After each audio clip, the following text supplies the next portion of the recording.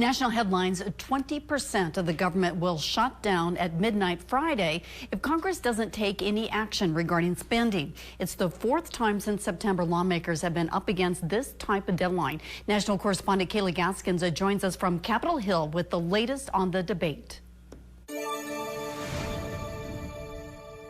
Lawmakers returning to Capitol Hill this week have their work cut out for them, with yet another federal shutdown looming and no signs of a solution. And we need to be thinking about the $34 trillion in debt that we are at right now. So we have to be fiscally responsible. The task growing increasingly difficult after congressional leaders failed to reach a deal this past weekend. Senate Majority Leader Chuck Schumer pointing fingers at House Republicans in a letter to Democratic colleagues. House Speaker Mike Johnson firing back, calling Schumer's letter counterproductive rhetoric, adding Republicans are working in good faith to reach an agreement. Johnson also facing intense pressure from the hardline conservative House Freedom Caucus to secure policy wins in exchange for their support. My position to my colleagues on Capitol Hill is clear.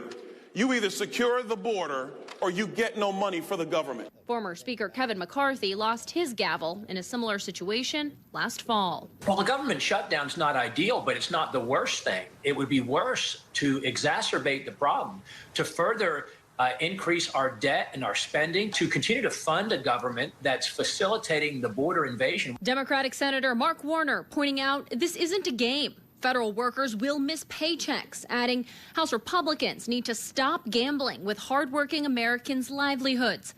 President Biden now stepping in, calling the congressional leaders of both parties to the White House for a meeting Tuesday.